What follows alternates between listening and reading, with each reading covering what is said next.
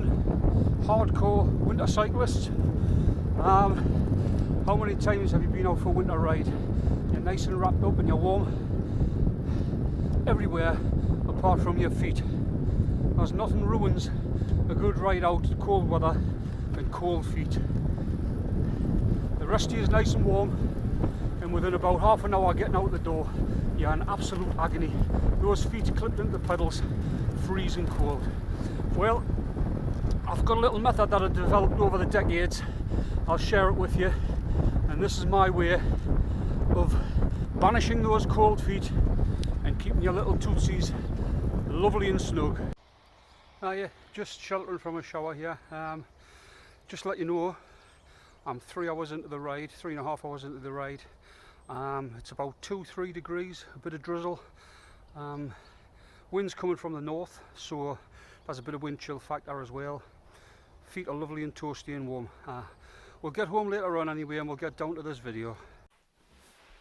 Okay then, if you suffer cold feet like me when you're cycling, the first step you need to do before you go out on your bike, when you're getting ready, is you must have dry feet. What happens with your feet is, any other part of your body when you're exercising, you perspire.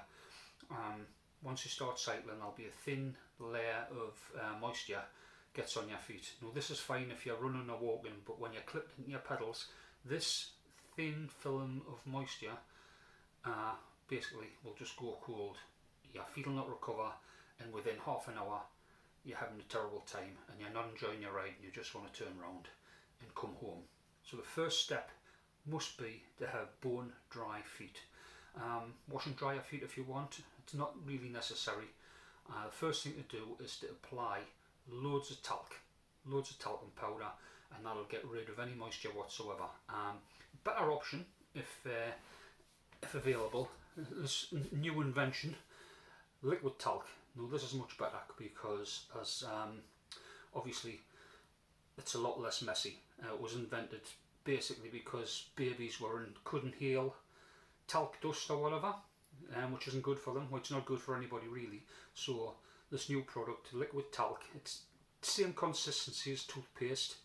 90p Little Angels from Asda, 1.90 from Home Bargains, 125ml, 200ml.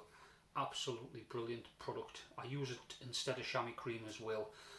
That gets slapped along my tradesman's entrance as well as my feet, and everything is just bone dry.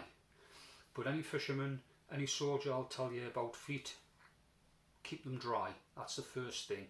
If you don't do that, you're knackered. You might as well give up.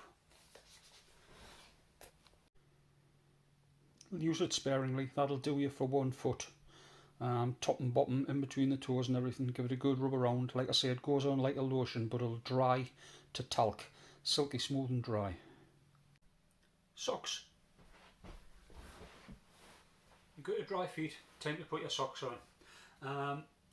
A word about socks. Warm socks in the winter, you want merino wool socks. A good quality pair of merino wool socks. Not cotton. Cotton doesn't insulate. Merino wool does insulate, even a bit when it gets wet. Do not be tempted to wear 2 pairs of socks, because that'll constrict the blood flow to your feet, which will make your feet cold as well. 1 pair of good merino wool socks. Don't have your shoes too tight, and wiggle those toes. Chemical toe warmers. Right, now for a lot of people, dry feet with merino wool socks and your overshoes over the top of your shoes, that could be enough for you. If you're like me and you've really suffered with cold feet, you need some more help, these are the kiddies. Chemical toe warmers. 19 quid for a 30 pair on Amazon, or you can get them from Costco as well. That'll last me a winter or two.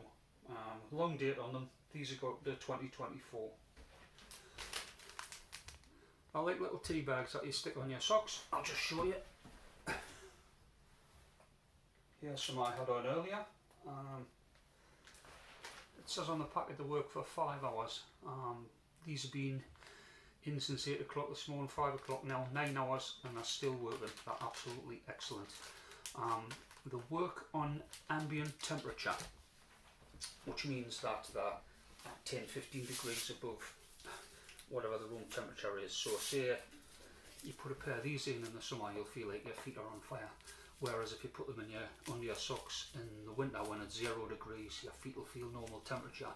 And sometimes people say, oh, I can't feel these toe warmers doing anything. Well, what I would say to that is take one out for an hour and you'll see what they're doing. They keep you, release a gentle bit of heat and keep your feet a lovely temperature. The bag is vermiculite and iron that reacts when you split the bag open. They're one use only, and they've got an adhesive strip, and I just stick. You can do that, do top and bottom, but I think that's a bit wasteful. Plus, there'll not be room in your shoes. I usually just put one either underneath or on top of the sock. I prefer underneath. Keep your shoes loose and try and wiggle your toes if you can, and you're set for the day with these. They're absolutely brilliant. Right, you go. You've got your dry feet, you've got your wool socks on, you've got your toe warmers on, you put your shoes on. It's time for your overshoes, and then you're ready to go out and enjoy as long as you like cycling in the freezing cold weather, and your feet will be happy. Just one thing I'd like to add is I've got neoprene overshoes, but I don't really wear them anymore. The latest thing I'm into is homemade oversocks. Here's a pair of Mike Ashley Sports Emporium Finest football socks for a couple of quid. What I would do with these is cut the middle section out, cut a hole for the cleat, cut the cuff off and use that as like a wristband, and you'll be very visible. Brightly coloured feet and brightly coloured wrists. On a winter's day when it's low light, it's really stands out. If a car driver can see feet going round that have got day glow colours on. Might look a bit ridiculous, but really I couldn't care less. I'd rather be safe than splattered. So I'll show a couple of examples anyway, but I usually have some toe thingies on my shoes and then a homemade oversock. You can buy them, there's a couple of companies buy them. I think the cheapest I've seen them is about 9 quid and a £5 postage, which comes to about £14, and I can make half a dozen pair of these, half a dozen pair of them for the same price. You can stitch around the cleat hole and the bits that you've cut off to stop them fraying, and they'll last just as long. But I mean, it's up to you if you want to be faffing on stitching things. I mean, they're only a couple of quid anyway. So there you go. You're ready. You're ready to go and have fun on your bike.